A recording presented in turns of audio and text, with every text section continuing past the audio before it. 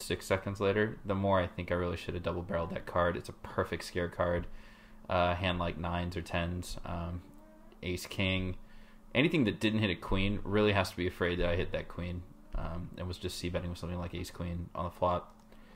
So the turn basically is going to make him lead out and forces me to call, since I mean, in a way, underrepresented my hand, but my hand's not all that strong at this point. So he goes ahead and calls. It's 3 into 10. This is automatic, but I'm never raising here because he does have better pocket pairs like 9s, 10s, maybe even jacks, since we're seeing that in 127 hands he's never 3-bet. So he might even have kings or aces, which is just ridiculous to think that way, but it's something you have to consider. It's mathematically probable. Well, not probable, but possible. So it's definitely a call. And he does show jacks, and he ships it his way. So again, another overpair on the flop, that turned out to not be so hot. All right, here I've got queens in the small blind. Guy leads out. He's a 25-25 over 28 hands, which, I mean, is clearly not a huge sample size. You really want to start looking at hands at 100, 200, and you really can't formulate an actual statistical plan against someone until they've got like 500 hands or so in your hand history. So always consider that, but you can always look at it and see like, aha, we're starting to see a pattern here. At least like the last 28 hands, I know what he's been doing. So we're 3-betting this every time, and he goes ahead and flats behind. So the ace comes, and you might be familiar with the way ahead, way behind scenario. This is it in a nutshell, where if I bet here, everything that I beat folds, or if I bet, everything that beats me calls and raises. So it's time to check, and he checks behind, which is good news.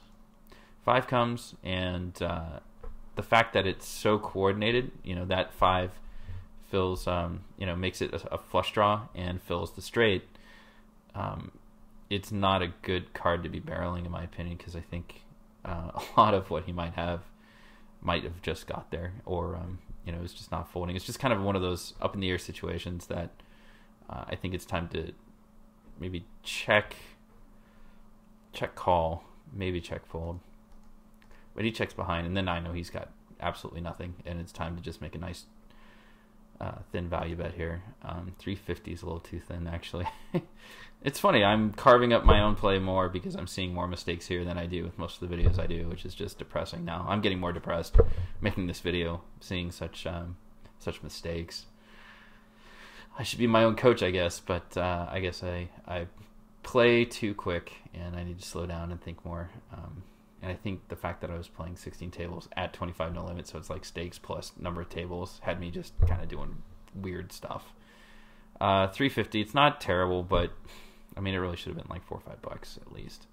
He calls, and I've got a beat here. I know that. He had absolutely nothing. So the 350 might have been just that absolute perfect bet that he does call, apparently with error, just to get information, but really should have been a little bit more, since you'll get calls out of much worse hands. Queen 10, absolutely hate this hand. You got to play it in the cutoff. So I make the raise, the button calls. He's a loose player, the little stack, and we flop open-ended. Checks. C-betting here is fine. He calls, and the 5 is not a good card to be barreling, because it's too random. Whatever he liked here, that's not going to scare him off at all. So I don't like my bet. I know what I was thinking. I was thinking, well, if you're drawing to the nuts on the turn, it's not absolutely horrible here to be firing a second barrel, but he's folding never of the time. And the reason I really dislike the bet here is because of his stack size, and it was probably something I didn't pay attention to at the time. So he goes ahead and makes the call, and so guess what? He's committed. And I hit third pair, which is not going to be good here. I check, he checks, and I'm sure he's got a king or a jack. No, he had a set of 4s.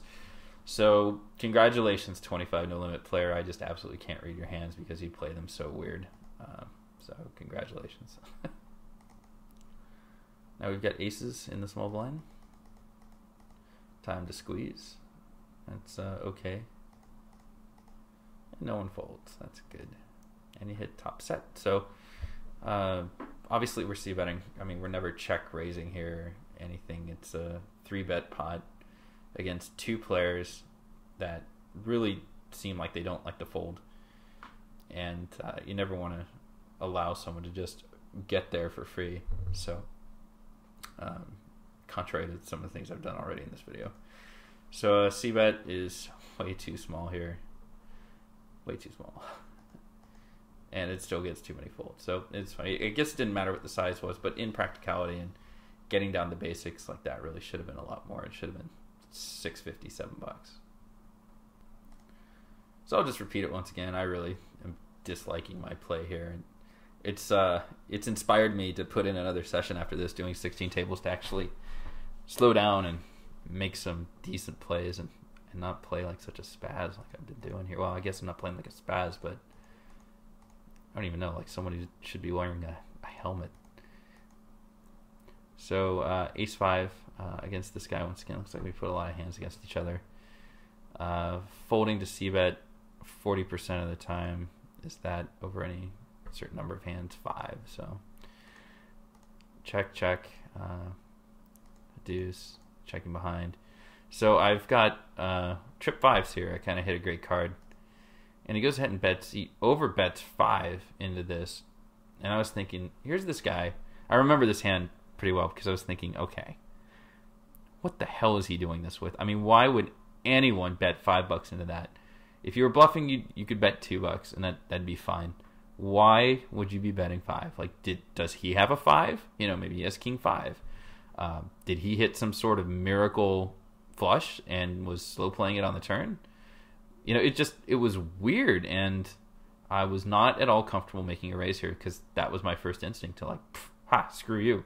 But I just thought, like, but what the hell is that bet doing here? So I was thinking he is somehow trying to get maximum value for something, or it's just an absolute bluff. It's a totally polarized range. So I only made the call here. I didn't want to raise because I had a feeling I might have been beat.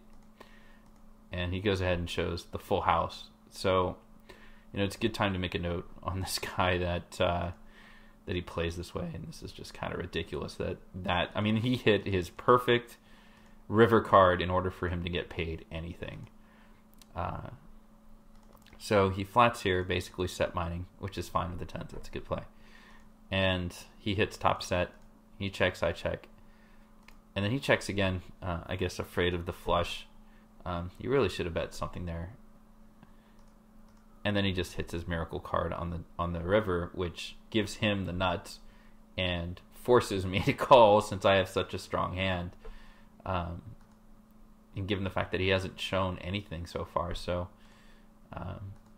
yeah, just another really weird hand that one card hit and just threw me all off. But I remember this hand and thinking like, oh, better raise. Wait, what? And just thinking this smells fishy, and couldn't fold it, you know, not with this strong hand, but just had to look him up.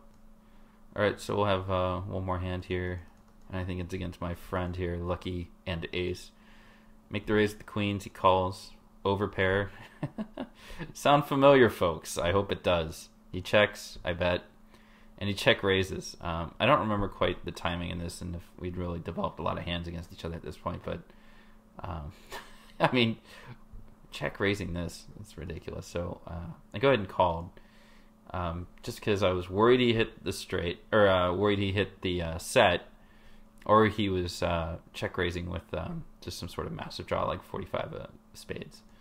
So he checks. I check behind again with that 7, which totally coordinates the board. Ace comes. I don't think anyone's happy about that, but I don't think it's a great card at this point in the hand to be bluffing. So he checks and I check, and he shows 8s. So I mean, this guy just ran unbelievably hot against me.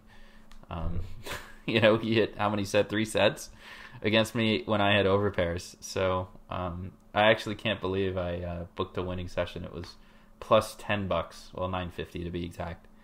But pretty good lessons actually when you have overpairs and people are luck boxing you, and just make sure you don't spaz. But for the most part, I hope you enjoyed it. Some hands. I'll have some more later. This has been Sean for Tight Poker, otherwise known as icemonkey9. Be sure to visit us at tightpoker.com. Thanks a lot, guys.